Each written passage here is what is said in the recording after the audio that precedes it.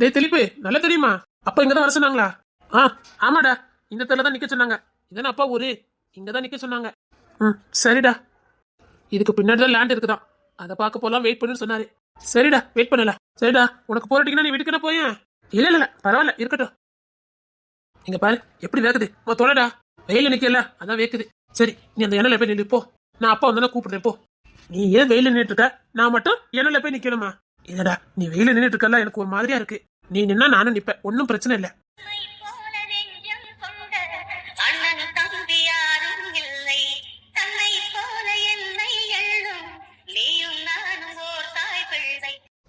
என்னடா? ஒண்ணு இல்லடா.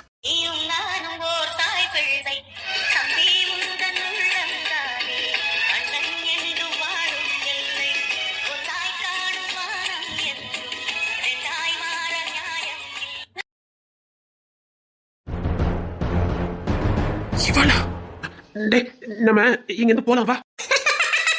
அட திலிப்பு, டேய் நம்ம இங்க இருந்து போயிடலாம் வா. அட திலிப்பு, என்னுடைய முன்னாள் காதலன். ஓய், என்ன இல்லன்னு ஆயிருமா என்ன? நீ வெளிநாட்டுல வந்து என்ன சொல்லவே இல்ல. சொல்லியிருந்தா பார்க்க வந்திருப்பல. என் முன்னாள் காதலனே இங்க பார், நான் அதுக்காக உன்கிட்ட மன்னிப்பு கட்டிட்டு நான் ஒதுங்கிட்டேன். உன்னை பத்தி எதுவுமே தெரியாம, ஒரு பொண்ணை பத்தி எதுவுமே தெரியாம அந்த வயசுல வந்ததுக்கு பேரு காதல் இல்ல, உடல் ஈர்ப்பு, அவ்வளவுதான். ஒரு பொண்ணை எப்படி புரிஞ்சுக்கணும், அவளை எப்படி நம்ம நேசிக்கணுங்கிற எந்த பக்குவமும் இல்லாத நேரம் வர்றதுக்கு பேரு காதல் இல்ல. ஆனா இப்போ பக்கம் வந்திருக்குதே. இங்க பார், உன்கிட்ட நான் அப்படி நடந்துக்கிட்டதுக்காக 1000 முறை நான் உன்கிட்ட மன்னிப்பு கேட்டுட்டேன். இப்போ உனக்கும் எனக்கும் எந்த சம்மதம் இல்ல. நான் இப்ப என் குடும்பத்தை பாத்துக்கிட்டு இருக்கேன். ஒழுங்கா இங்க இருந்து போயிரு. அதான் சொல்றானே, இங்க இருந்து கிளம்பு. அது எப்படி கிளம்ப முடியும்? நீ என்ன காதலிச்சிருக்கல்ல. ஏ, அதுக்கு பேரு காதல் இல்ல, ஒரு ஈர்ப்பு. இதை விட கொச்சா எதுவும் சொல்ல முடியாது. இங்க பாரு, உன்னை பத்தி நான் எதுவுமே புரிஞ்சுக்கல. புரிஞ்சுக்காத ஒத்தி என்னால காதலிக்க முடியாது. அதுக்கு பேரு காதலும் கிடையாது. எந்த ஒரு பக்கம் இல்லாத நேரம் வர்றதுக்கு பேரு காதல் கிடையாது. ஒரு பொண்ணு எந்த நிலைமையில இருந்தாலும் அவளை ஏத்துக்கிற மனப்பக்கம் வரும்போது வருதான் காதல். அந்த 16 வயசுல உன் மேல எனக்கு வந்தது வெறும் ஈர்ப்பு மட்டும்தான். ஒரு ஆணே ஒதுங்கி போறான். நீ ஏன் இப்படி பண்ணிக்கிட்டு இருக்க? தெரிஞ்சோ தெரியாமலோ நீ என்கிட்ட அப்படி நடந்துக்கிட்ட. என்ன காதலிச்ச, நானும் உன்னை காதலிச்சேன். இப்போ என்ன வேண்டான்னு ஒதுக்கிட்டு போனா என்னால உன்னை மறக்க முடியாது. உன்னை ஏத்துக்கிற மனப்பக்கம் என்கிட்ட கிடையாது. இப்போ எனக்கு காதலும் தேவையில்லை, எனக்கு அது அவசியம் இல்லாதது. 1000 பொறுப்பு என் தலைமையில இருக்குது. அதை வச்சுட்டு காதல் ஒரு கேடு. அது நடக்கும் போது தானா நடக்கும். காதலிச்சு தான் கல்யாணம் பண்ண அவசியம் இல்ல. பெத்தவங்க பார்த்து வச்சு கல்யாணம் பண்ணிக்கலாம். அப்பவும் காதல் வரும். மணிங்கிற மேல தானா காதல் வரும். எனக்காக தண்ணியை கொடுத்து எனக்காக வாழ வரவிட்டா எனக்கு தானா காதல் வரும். அதுதான் உண்மையான காதலே. அந்த காதல் மட்டும் தான் நிரந்தரம். போய்கிட்டே இரு. இப்படி சொன்னா நான் உன்னை விட்டுருவேனா? இப்போ உனக்கு என்னதான் வேணும்? இந்த திலிப்பு எனக்கு வேணும். கிடைக்க மாட்டான். கிடைக்காம எங்க போயவா? டேய் திலிப்பே, எனக்கு நீ வேணும். இங்க பாரு, உன்னதான் நான் காதலிச்சேன், உன்னதான் நான் கல்யாணம் பண்ணுவேன், உன் கூட தான் நான் சேர்ந்து வாழுவேன். இன்னொருத்தி கூட உன்னை வாழ விட மாட்டேன். இப்ப இல்ல எப்பவுமே நீ எனக்குதான். அது நடக்காது. நான் உன்கிட்ட காதல் சொல்லல. அவனும் நானும் ஒண்ணுதான். நீ என்னதான் சொன்னாலும் சரி, நீ என்னதான் காதலிக்கணும், என்னதான் கல்யாணம் பண்ணிக்கணும். அதை தவிர உனக்கு வேற வழியே இல்ல. அப்படி ஒரு நிலைமை வந்தா நானும் எந்த எல்லைக்கு போவேன். அதை நீ மறந்துடாத. என் பேரை சொன்னதுக்கு கூட அருகதை கிடையாது. உன்கிட்ட 1000 வாட்டி மன்னிப்பும் கேட்டு கூட உனக்கு ஒரு மன்னிக்கிற தன்மை கூட இல்ல. நான் உன் கூட காலத்துக்கு வாழணுமா? ஒரு வாட்டி இல்ல, 1000 வாட்டி இல்ல, உன் கால விழுந்து என் அப்பாவோட வந்து நான் மன்னிப்பு கேட்டேன். சரி, மன்னிக்கிற தன்மையே உன்கிட்ட இல்ல. காதலிக்கலாம் காதலி. உன்னை மன்னிச்சிட்டு நான் என்ன பண்றது?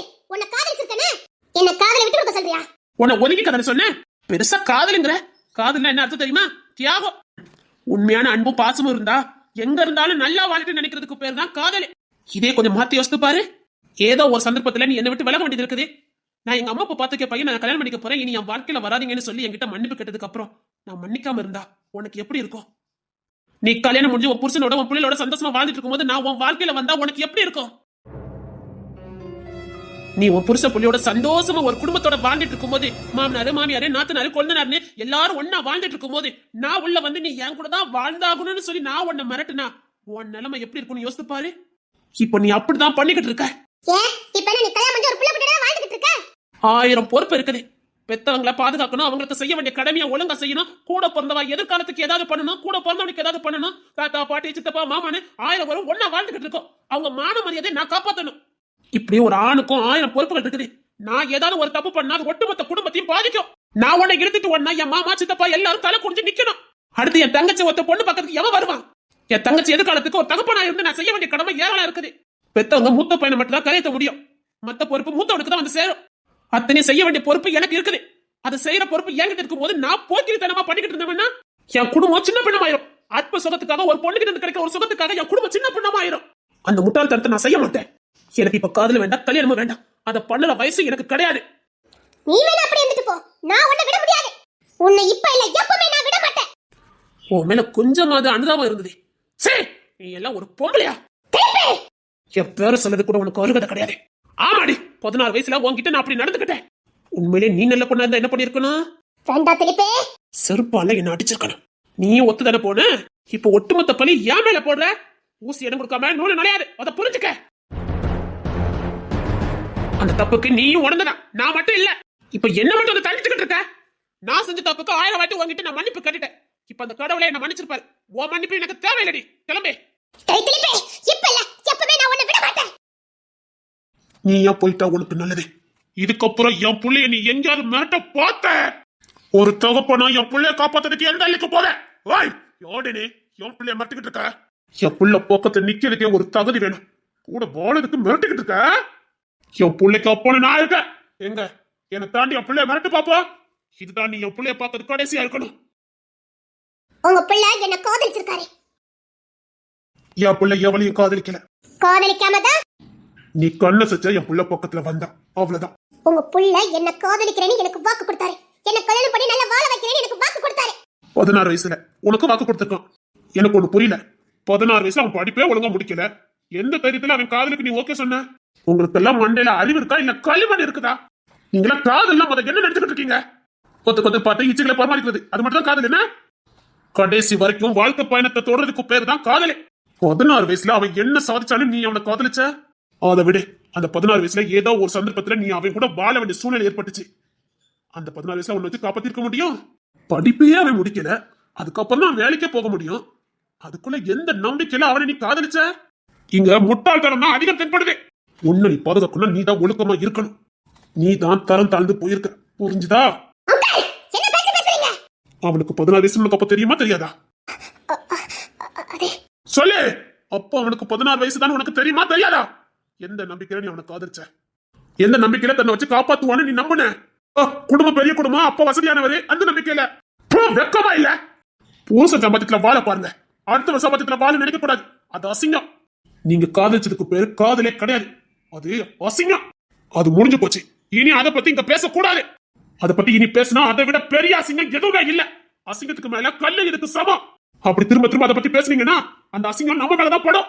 ஒழுங்கா வேலையை பார்த்துட்டு படிக்கிற வழியோ வேலைக்கு போற வேலையோ பாரு. இதுதான் நீ என் பிள்ளைகிட்ட பேசுறது கடைசியா இருக்கணும். இல்ல ஒரு தகப்பன கொண்டு வந்து மாக்கிறேன்.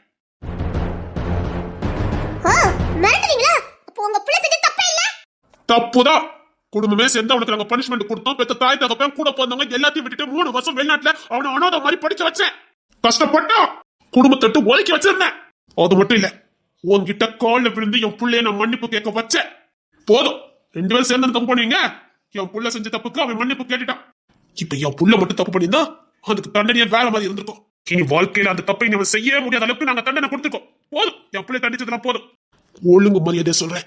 இதுதான் நீ என் புள்ள கிட்ட பேசுறது கடைசியா இருக்கணும். இன்னொரு வாட்டி பார்த்த என்ன பண்ணுவேனே தெரியாது. உங்க வீட்டு பொண்ணு எங்க வீட்ல வாழ்ந்துட்டு இருக்காங்கடா, மறந்துறாங்க. அவ செத்து பல மாசம் ஆகுது. நாங்க காரியமே முடிச்சிட்டோம். அவ இனி உங்க வீட்டை வாழ்ந்தா என்ன, நாசமா போன என்ன? அவ செத்துட்டுதான் எங்க வீட்டுல முடிவு பண்ணிட்டோம். எப்போ பெத்த தகப்பன அடிப்பேன்னு சொன்னாலும் அப்பவே அவ செத்துட்டா.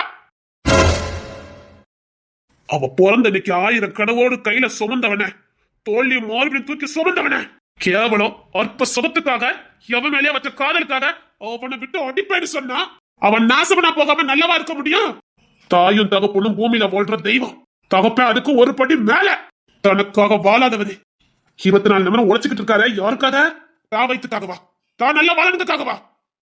பெத்த பிள்ளைங்களுக்காக. அந்த தெய்வத்தை கண் கலங்க வச்சா என்ன ஆகுதுன்னு உதாரணம் நான் இந்த அண்ணக்களே.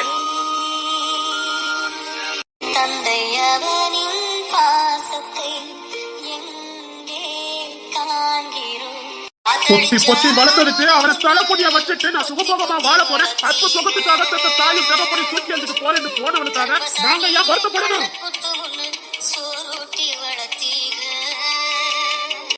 எங்களை பொறுத்த வரைக்கும் அவன் செத்த போனோம். தனக்காக வாழாத ஜீவன்களை தலை குனிய வச்சுட்டு அவ எப்படி நல்லா வாழ முடியும்? அவளை சொல்லி நீ மறக்கணும், நாங்க பயந்து உன் காலில் வந்து நினைச்சிட்டேன். அவ செத்தா கூட எங்க குடும்பத்துல இருந்து ஒரு ஆள் அங்க வராது. கெட்ட மனைவிக்கு கிட்ட தலை குனிய கூடாதுன்னு நினைக்கிறவன் ஆம்பளை. ஆனா அப்பேற்பட்ட மனைவி ஒட்டுமொத்த குடும்பம் இருக்கிற சபையில அடிச்சிருவேன்னு சொல்லிட்டு போயிருக்கா. அப்பவே உசுரோட பெத்த தகப்பனை கொண்டுட்டா. அவ அப்பங்கார இப்ப வேணா சிரிச்சுட்டு இருக்க மாதிரி இருக்கலாம். அவ சாகுற வரைக்கும் அவன் மனசுக்குள்ள அது இருந்துகிட்டு தான் இருக்கும். தான் மூலம் வந்தது தன்னையே அசிங்கப்படுத்திட்டு போயிட்டேன்னு அவன் காலத்துக்கும் அவன் மனசுக்குள்ள அரிச்சுக்கிட்டு தான் இருக்கும். இருக்குதுலே ஒரு தகப்பனுக்கு மிகப்பெரிய வழி எது தெரியுமா? தான் புள்ள தன்னை தலைநிமுற வைப்பான்னு நினைச்சு எதிர்பார்த்து பார்த்து பார்த்து வளர்க்குற தகப்பன ஒட்டுமொத்த குடும்பம் இருக்கிற இடத்துல தலை குனிய வைக்கிறீங்க பாரு, அதுதான் அவனுக்கு முத அடி. இல்ல உங்களுக்கெல்லாம் அறிவு இருக்கா இல்லையா? நாம இப்படி அசிங்கப்படுத்திட்டு போறோமே, இதுக்கப்புறம் தாயோ தகப்பனோ அந்த தெருவிலையோ இந்த ஊர்லயோ இந்த சொந்த பந்த முன்னாடியோ எப்படி தலை நிமிர்ந்து நடப்பாங்கிற ஒரு குட்டை உடைச்சு கூட உங்களுக்கு இல்ல. அவங்க இனி யார் முன்னாடியா நின்று பேச முடியுமா? இல்ல ஒரு சபை ஒரு கல்யாண காட்சின்னு கலந்துக்கிட முடியுமா? அப்படியே கலந்துக்கிட்டாலும் அவங்களுக்கு அந்த மரியாதை கிடைக்குமா? இப்படி ஒரு மனுஷனுடைய ஒட்டுமொத்த மரியாதை சந்தோஷத்தையும் பிடிக்கிட்டு போய் எப்படி நல்லா வாழ முடியும்? நீங்க அசிங்கப்படுத்திட்டு போவீங்க, ஆனா காலத்துக்கும் தண்டனையா பெத்தவங்க அறிவிக்கணும். எல்லாருடைய தலை குடிஞ்சே வாழணும். வாழ்ற மீதி காலத்தை தலை குடிஞ்சே வாழுங்கன்னு தலை குடி வச்சுட்டு போறீங்க. கொஞ்சம் யோசித்து பாருங்க, அது வெறும் அற்ப சுகம்தான். அதுக்காக ஒட்டுமொத்த குடும்பத்தை தலை குடி வச்சுட்டு போறீங்க. உங்களுக்கு அவன் தான் வேணும்னா நின்னு போராடுங்க. நீங்க உண்மையான காதல்னா காத்திருந்து போராடுங்க. எத்தனை வருஷம் ஆனா என்ன, போராடுங்க, கடைசி வரைக்கும் போராடுங்க. போராட முடியல எடுக்கடி அந்த காதலி, அதுக்கு பேர் காதல் இல்ல, அசிங்கம். உங்களுக்கு அந்த காதல் தேவைப்படல, வேற ஒண்ணு தேவைப்படுது. இவ்வளவுதான் உனக்கு மரியாதை. இதுக்கப்புறம் என் புள்ள கிட்ட நீ பேசுறத பார்த்த என் கால்ல கிடக்கு போல சிரிப்பேன், ஆத்தாடி அடிப்பேன். ஏன்னா என் புள்ள தலைக்குடியத்துக்கு நான் விட மாட்டேன். அதுக்காக நான் எந்த எல்லைக்கும் போவேன். இனிமேல் என் புள்ள நிம்மதியை கெடுக்கிற மாதிரி ஏதாவது பண்ணுன உன்னை என்ன பண்ணணும்னு எனக்கு தெரியும். என் புள்ள நிம்மதியை கெடுத்து அவன் ஃபியூச்சர் ஏதாவது நாசம் பண்ணலாம்னு நினைச்ச, அவன் பிசினஸ்ல கவனமா இருக்கான். அவன் கவனத்தை செதறடிச்ச உன்னை இல்லாம பண்ணிருவேன். பாரு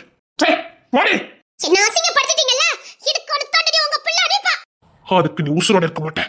என் பிள்ளைக்காக நான் எந்த எல்லைக்கும் போவேன். இதுக்கப்புறம் எங்க அப்பாவை நீ மிரட்டுன உன்னை நானே ஏதாவது பண்ணுவேன். போடே வந்துட்டா மிரட்டலுக்கு, போடே அடி வாங்கிட்டு போயிடாத.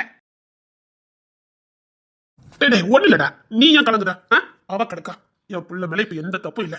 எப்போ நீ செஞ்ச தப்பு உணர்ந்து அதுல இருந்து வெளியில வந்து முயற்சி பண்ண பாரு, அப்பவே நீ என் புள்ளதான்டா. உன் மேல எந்த தப்பும் இல்ல. என் புள்ள தங்கம்டா, சொக்க தங்கம்.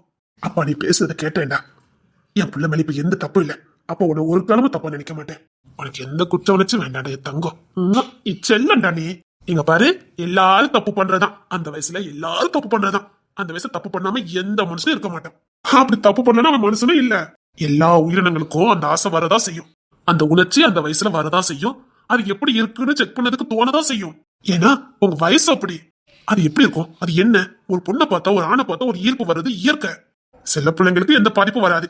ஏதோ கடவுள் வழி எடுக்கிற மாதிரி அது போயிடும். சில பிள்ளைங்க தப்பி தவி மாட்டிக்கிடுவாங்க, அவ்வளவுதான்டா. அதுக்காக மாட்டினவன் கெட்டவனும் மாட்டாதவன் நல்லவனும் கிடையாது. அது ஏதோ கடவுளுக்கு இருப்ப மாட்டாம போயிட்டாங்க. உங்க கெட்ட நேரம் நீங்க மாட்டிக்கிட்டீங்க, அவ்வளவுதான்டா வித்தியாசம். இங்க யோக்கிய சிகாமணின்னு எவனும் கிடையாது. அது தப்புன்னு சொல்ல முடியாது. அது வயசு அப்படி. இனி நீ ஞானம் வந்ததுக்கு அப்புறம் தப்பு பண்றதுதான் தப்பு. இப்போ உனக்கு நல்ல ஞானம் இருக்குது, நீ இப்ப தப்பு பண்ணல. அவகிட்ட எவ்வளவு புரிய வைக்க முடியுமோ நீ அவ்வளவு புரிய வச்ச. அவ முட்டாளு, புரிஞ்சுக்க தன்மை இல்ல. அதுக்கான தண்டனை அவ அனுப்பிப்பா. என் புள்ள மேல எந்த தப்பும் இல்ல. என் புள்ளைக்கு நீ எந்த ஆபத்து வராதனுக்கு நான் பாத்துக்கிடுவேன். அப்ப நான் இருக்கேன்டா உனக்கு. அப்ப நான் இருக்கேன்டா, கவலைப்படாத. அப்பா அப்பா அப்பா ஏன்டா அழுற? என் புள்ளடா. அப்புறம் அப்பா நான் எதுக்கு இருக்கேன்? என் பிள்ளைய காப்பாத்த முடியலன்னா இந்த பூமியில பிள்ளைங்களை பாதுகாத்து தண்டா கடவுள் அப்பான்னு ஒருத்தர் கொடுத்திருக்காரு. இந்த அவமானமும் ஆபத்தும் வந்துடக்கூடாதுன்னா அப்பாவை கடவுள் கொடுத்திருக்காரு. அந்த கடமையை நான் செய்யறேன், அவ்வளவுதான்டா. உங்களை நல்லபடியா வழி நடத்த வேண்டியது ஒரு தகப்பனுடைய கடமைடா. அம்மா உங்களை ஆரோக்கியத்துல உங்க உடல் நலத்துல அவ்வளவுதான் அக்கறை செலுத்த முடியும். பாவம் பெண்ணு, அவ்வளவுதான் முடியும். ஆனா ஒரு தகப்ப அப்படி இல்லடா, உங்களை நல்ல வழி நடத்த முடியும். அதுக்காக அம்மா பொறுப்பு இல்லாமலாம் இல்ல. ஒரு குடும்பம் கட்டப்படுதுன்னா ஒரு தாயாலதான். இன்னைக்கு குடும்பமா இருக்குன்னா அது தாயாலதான். அவ ஒருத்தி மட்டும் இல்லைன்னு வச்சுக்கைய, நீ இல்ல நானும் இல்ல, டோட்டலா காலியாயிருவான். வீட்டின் ஆணி வேற அம்மாதான். ஆனா பிள்ளைங்களை வழி நடத்த வேண்டியது ஒரு தகப்பனோட கடமை. இங்க பாரு, அப்பா இருக்கிற வரைக்கும் நீங்க கவலையே படக்கூடாது.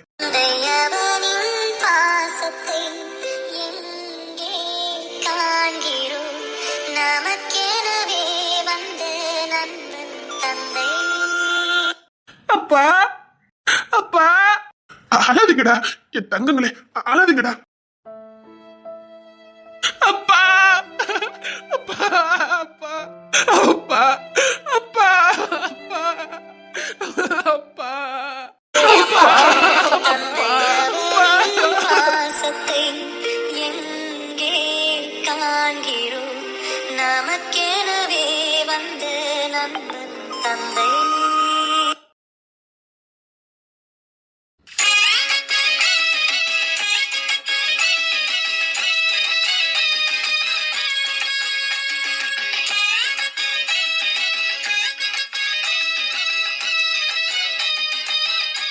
பேச்சோட நிக்கணும் சொல்லிவிட்டேன்.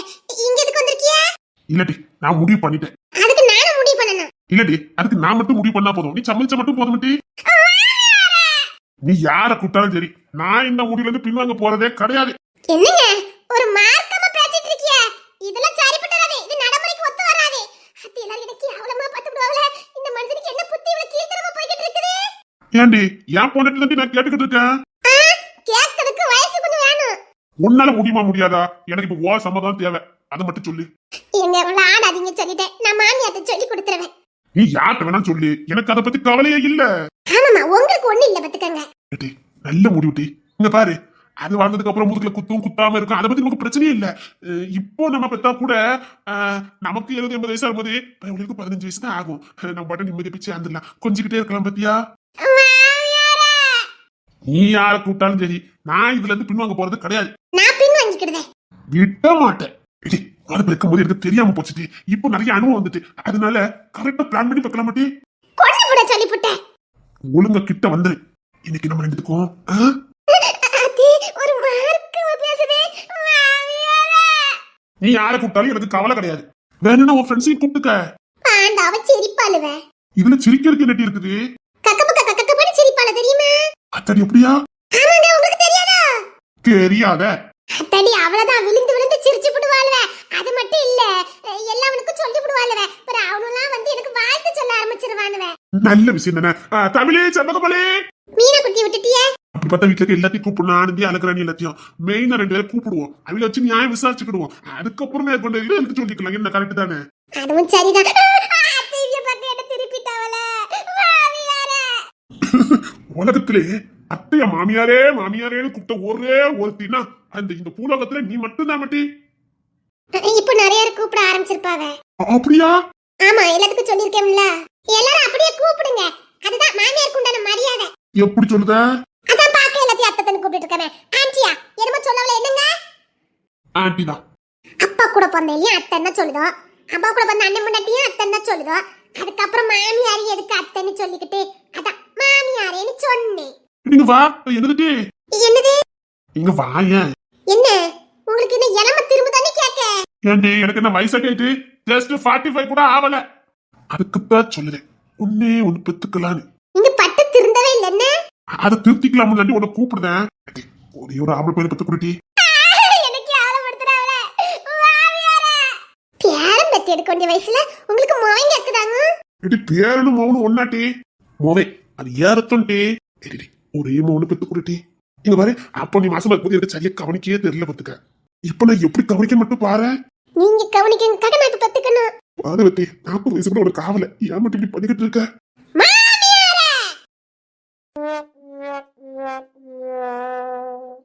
எதுக்கு டீ மாமியாரே மாமியாரேன்னு கூப்பிட்டுட்டு கிடந்த? ரெண்டாவது பாத்துருப்பாவளோ. சரி குடும்பத்தானே அதிகம். ரெண்டாவது பாத்துட்டு வர்றோம். பஞ்சாயத்து தலைவி ரொம்ப யோசிக்கிறா. பஞ்சாயத்து தலைவி, நீ நினைக்கிற மாதிரிலாம் ஒண்ணு இல்ல. இல்ல பார்த்தேன், உன் பார்வையே எனக்கு தெரியுது. எதுக்கு டீ மாமியாரே மாமியாரேன்னு 7 தெரு கேக்குற மாதிரி சொல்லிக்கிட்டு இருந்த? அத்தை யாரும் வராம இருந்தா கூட நான் சொல்லியிருப்பேன். இப்ப எல்லாரும் வந்துட்டால விழுந்து விழுந்து சிரிப்பாளே. அது வந்து இத தைரியமா நான் சொல்ல வேண்டியதானே. பெரிய சம்பவமா இருக்கும் போலுக்கா. 2 பேரும் ஏதாவது வேண்டதால பாத்துட்டாவளா என்ன? ஏன் மீனா மாசமாவா இருக்கா? எட்டி இவ சாக்காரத பார்த்தா அப்படிதான் நினைக்க மாட்டே. ஏடி மீனா, கங்க்ராச்சுலேஷன் டி. ஆத்தி என்னமா கண்டுபிடிச்சாலுவே. உடுதோண்டி பொரிச்சமே ரஸ்கல்களா. ஆத்தி இல்ல குடும்பமானே கேக்க. இல்ல தெரியாம தான் கேக்க. இது குடும்பமானே கேக்க. எப்ப நீ எதிர்பார்ப்பான போலுக்கு? இதுல என்ன தப்பு? எட்டி கங்க்ராச்சுலேஷன் டி. ஆத்தாடி மறுபடியும் மூணா. ஆத்தி மானம் பத்தி மரியாதை போச்சு. எல்லாத்துக்கும் காரணம் என்ன முறைக்கிறேன்? நம்ம 2 பேசி முடிவு பண்ணிருக்கலாம். கூப்பிட்டது நீ தானே, சமாளி. அதுக்காக நான் எடுத்து முடிவு பின்னாங்க மாட்டேன். ஏன்னு சொல்லிவிட்டேன். அது எப்படி சிக்கிட்டே மாமியாரே. என்னடி உள்ள சொன்ன மாதிரி ஏதாவது இருக்குதா? இல்லம்மா, அது உண்மைதான்.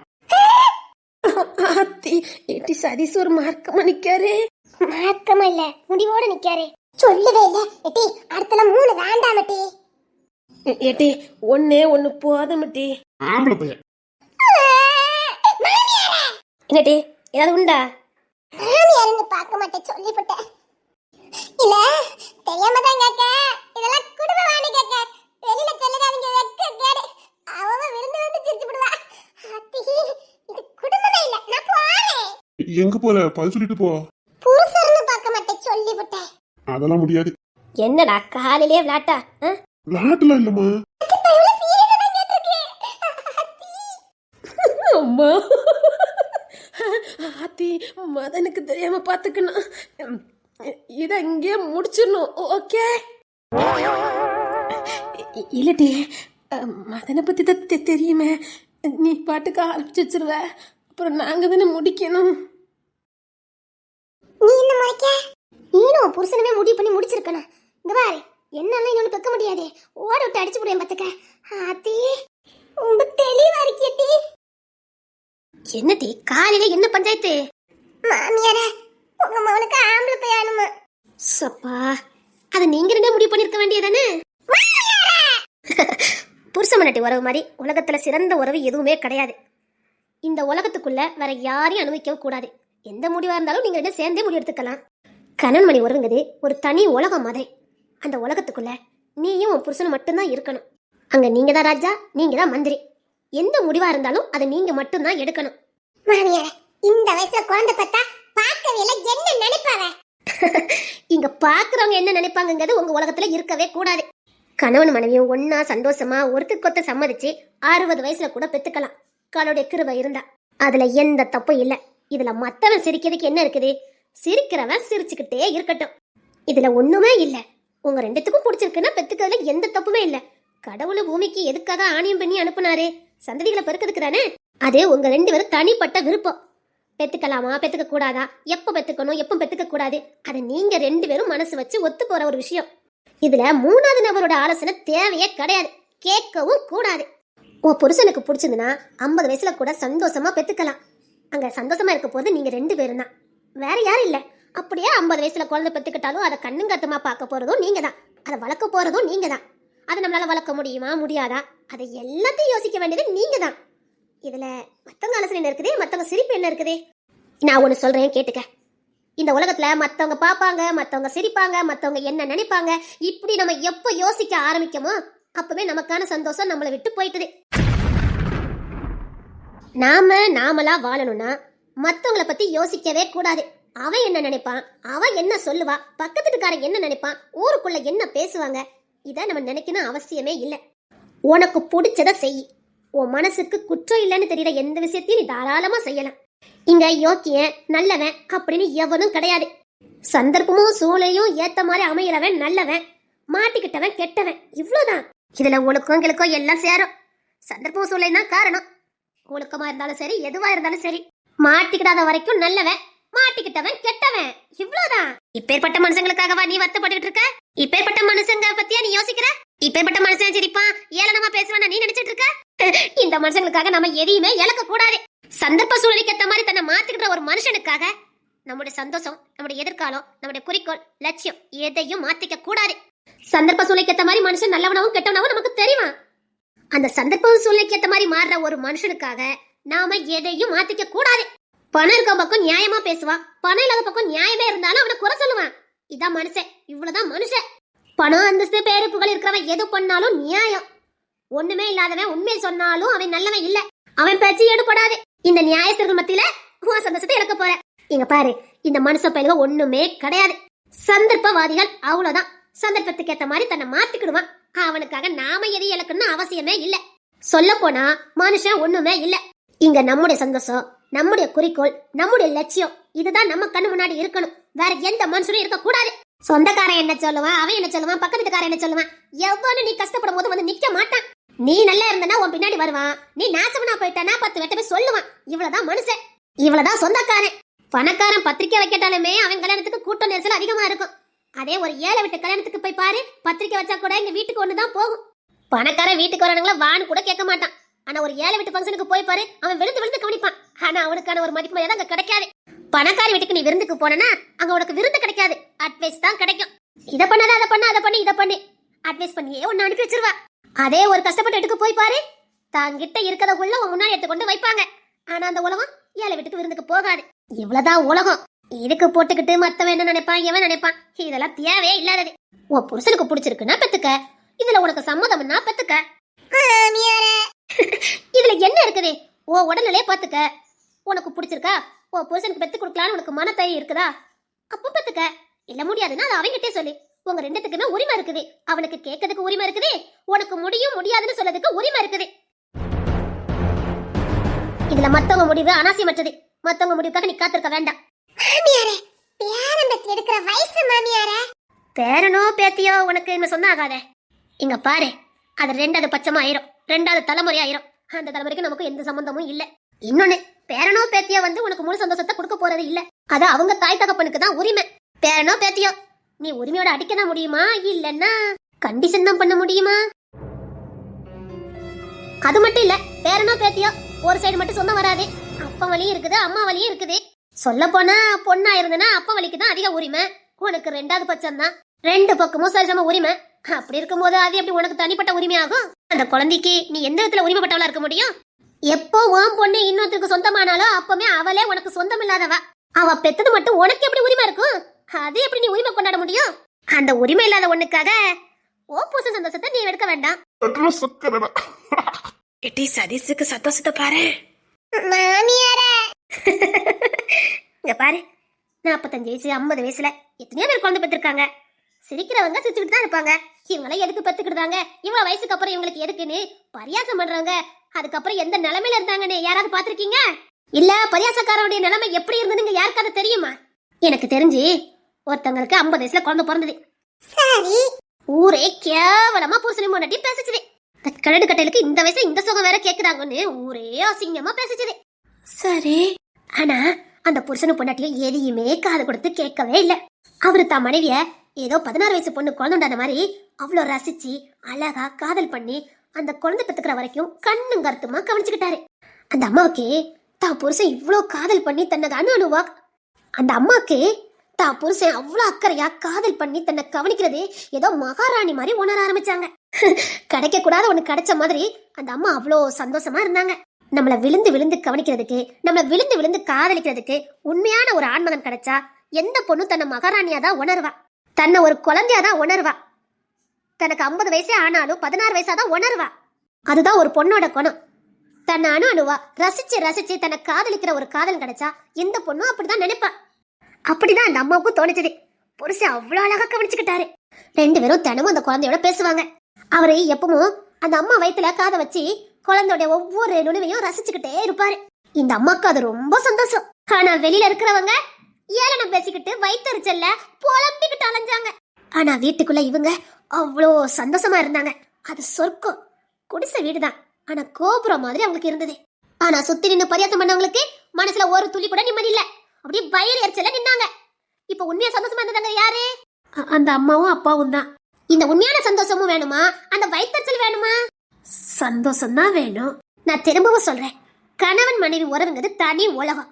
அந்த உலகத்துக்குள்ள நீங்க 2 பேர் மட்டும் தான் வாழணும். அவங்க அவ்வளவு சந்தோஷமா இருந்தாங்க. டெலிவரி நேரமும் வந்தது. சரி, இவருக்கு பயம், ரொம்ப பயம். தன் மனைவிக்கு எதுவும் ஆகக்கூடாதுன்னு வேண்டிக்கிட்டே இருந்தாரு. அழுதாரு, புலம்புனாரு. மருத்துவத்துல கூட சொன்னாங்க, பார்க்கலாம், முடிஞ்ச அளவுக்கு போராடுறோன்னு.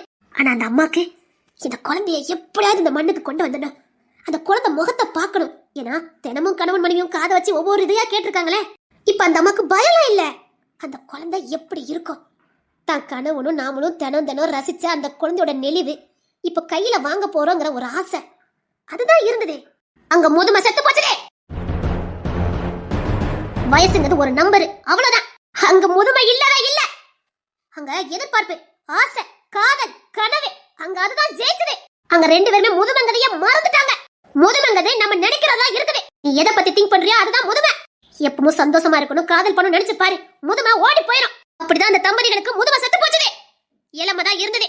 அழகான ஒரு பெண் குழந்தை பிறந்தது. அத அந்த அம்மாவும் அவரும் கையில வாங்கினாங்க. அந்த குழந்தை அவ்வளவு அழகா இருந்தது. குழந்தை பத்தி வீட்டுக்கு கூட்டிட்டு வந்தாரு. அந்த குடிசை வீட்டுக்குள்ள அந்த குழந்தை இளவரசியா வளர்க்கப்பட்டா. இப்ப சொல்லு, அந்த குழந்தை அதிர்ஷ்டக்கார குழந்தையா இல்லையா? ரொம்ப அதிர்ஷ்டம் பண்ணிருக்கோம். அந்த குழந்தைய பொத்தி பொத்தி பொத்தி பொத்தி பாதுகாத்துக்கிட்டாங்க. அங்க முதுமை செத்து போச்சுது. கரெக்டா அந்த பொண்ணுக்கு 20 வயசு ஆகும்போது இவங்களுக்கு 70 வயசு தான் ஆச்சுது. அழகா ஒரு பையனை பார்த்து கல்யாணம் பண்ணி கொடுத்தாங்க. பேர பத்திய பார்த்தாங்க. இங்க முதுமை எங்க இருக்குது? நல்லா ஆண்டு அனுபவிச்சு 99 வயசுல செத்து போனாங்க. நல்லா வாழ்ந்துட்டு போயிட்டாங்க. அவங்க வாழ்க்கைய 50 வயசுக்கு மேலதான் ஆரம்பமாச்சதே. அவங்க 50 வயசுக்கு மேலதான் வாழ ஆரம்பிச்சாங்க. காரணம் அங்க இருந்த காதலி. அவங்க யாரையும் பார்க்கல. நல்லா யோசித்து பாரு. இந்த ஊருக்காரங்க சிரிப்பாங்க, பரியாசம் பண்ணுவாங்கன்னு அந்த குழந்தை பெத்துக்காம இருந்திருந்தா, அந்த அம்மா குழந்தை இருக்கும்போது அந்த கணவர் கவனிச்சுக்கிட்டாரு. அந்த பாசம், பரிவு, காதலு இதெல்லாம் அந்த அம்மாவுக்கு கிடைச்சிருக்குமா? அந்த அம்மா குழந்தை பெத்துக்கிட்டதுக்கு அப்புறம் அந்த குழந்தைய அவர் கையில வாங்கினாரு. அந்த சந்தோஷம் அவருக்கு கிடைச்சிருக்குமா? வெறும் குடிசையா இருந்த வீட்டுக்குள்ள ஒரு இளவரசி துள்ளி குதிச்சு ஓடுனால அந்த சந்தோஷம் அந்த வீட்டுக்கு கிடைச்சிருக்குமா? ஊருக்காரங்க சிரிப்பாங்கன்னு நினைச்சிருந்தா அத்தனையும் இழக்க வேண்டியதான். இதுக்கு மட்டும் பொருந்தாது, எல்லாத்துக்கும் பொருந்தும். இங்க சிரிப்பாங்க, பரியாசம் பண்ணுவாங்கன்னு உனக்கானதை நீ இழக்காத. மீனா நல்ல முடிவெடுப்பா. அதுக்காக கட்டாயம் இல்ல, உன் விருப்பம். அவனுக்கு தேவை, உன்னால முடியும்னா பெத்துக்கூட. செம என்ஜாய் தான் மட்டி இன்னைக்கு உனக்கு. ஓடிடு பஞ்சாயத்து தலைவி. ஆமா ஆமாமா, அவன் இனிமே காதல் பண்ணணும்ல, வாங்கட்டி போவலாம். எட்டி மீனா, ஆம்பளை பையத்தான் வேணும். ஓகே.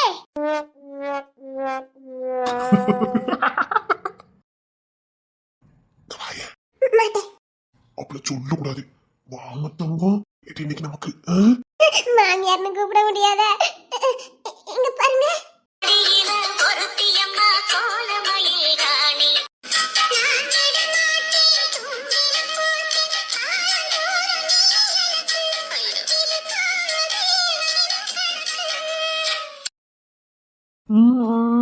எங்கடி ஓடுற? எங்க இந்த விபரீத விளையாட்டுலாம் வேண்டாம், சொன்ன கேக்கியலா? இல்லடி, நான் முடிவு பண்ணிட்டேன் டி. நான் முடிவு பண்ணலையா? அதெல்லாம் ஒண்ணு முடிவு பண்ண வச்சிருவேன், கேட்டியா? எங்க என்னங்க? அது வந்து நீ பேசிய அழைச்சமாளி பண்ணி எனக்கு தெரியும். நீ இப்ப பேசுறதுலயே நான் கேட்கற நிலைமை இல்ல. இப்போ ஐயோட மைண்டே வேலை. எங்க பார், 10 நாள் லீவ் போட்டிருக்கேன். அதுக்கு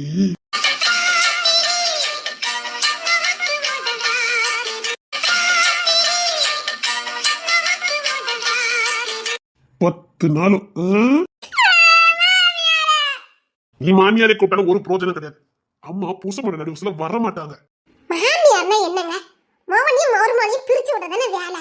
இத நீங்க உங்க அம்மா ரொம்ப வித்தியாசமா இருக்கவே. தப்புங்க, தப்புங்க, இதுல ரொம்ப தப்பு. மோவனையும் மருமோனையும் பிரிச்சு வைக்கணும், அதான் நல்ல மாமியார் அழகு. உங்க அம்மா ரொம்ப தப்பு பண்ணிட்டு இருக்காவே, போய் சொல்லி வைங்க. போங்க போங்க. ஆமா, அது ரொம்ப தப்பு. ஆமாடி, ஆமா. ஆனா உன் பேச்சு திறமை இருக்கு பாரு. ஆனா நீ என்ன பேசினா சரி, ஒண்ணு நான் விட மாட்டேன்.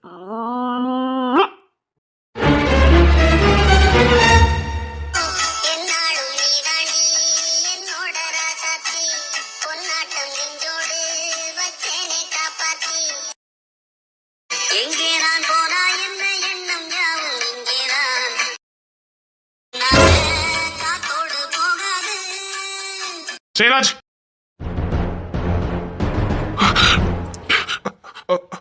அது கையை எடுத்தீங்க, அடுத்து நான் எதையும் பண்ண துணிவேன். ஜெயராஜ்,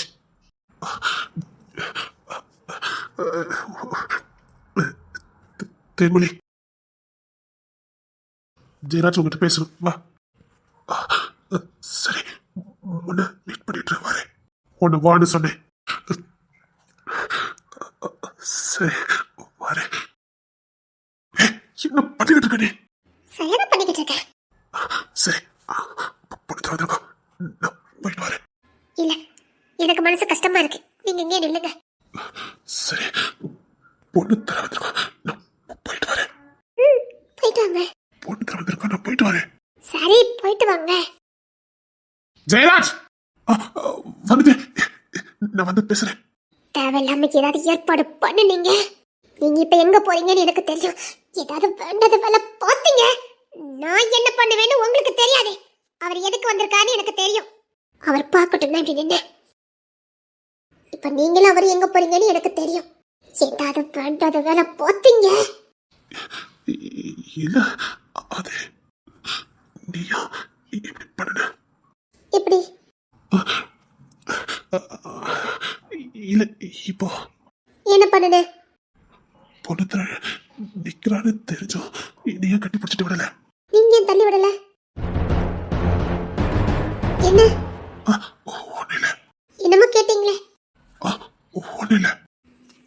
விஷயம் நீங்க எனக்கு சொல்லி கொடுத்துருக்கீங்க. நீங்களே அந்த தப்பை பண்ணிடாதீங்கன்னு அவ்வளவுதான் சொல்ல முடியும். நான் நானா வாழணும்னு ஆசைப்படுறேன். ப்ளீஸ் எனக்கான வாழ்க்கையை என்ன வாழ விடுங்க. மறுபடியும் என்னை சங்கடப்படுத்தி சங்கடத்துக்குள்ள என்ன தள்ளிடாதீங்க. சங்கடப்படுத்தாதீங்கன்னு சொன்னேன். உங்க மனசுல எதுவும் இல்லை. இல்ல தப்பா சொல்லல. மறுபடியும் சொல்றேன், நீங்களும் சங்கடப்பட்டு என்னை சங்கடப்படுத்திடாதீங்க. அவ்வளவுதான் நான் சொல்ல முடியும். இதுக்கு தான் நான் ஆரம்பத்துல இருந்தே சொன்னேன், எந்த முடிவும் வேண்டான்னு. நீ கேட்க மாட்டேங்கிற. அவ தெளிவா தான் இருக்கா. நீ எதுக்கட புலம்பிக்கிட்டு இருக்க? இல்ல, அது சரிப்பட்டு வராது. ஒரு பொண்ணே தைரியமா தெளிவா முடிவு எடுக்கிறா. நீ ஏன்டா? அவகிட்ட ரொம்ப தெளிவா தென்படுது.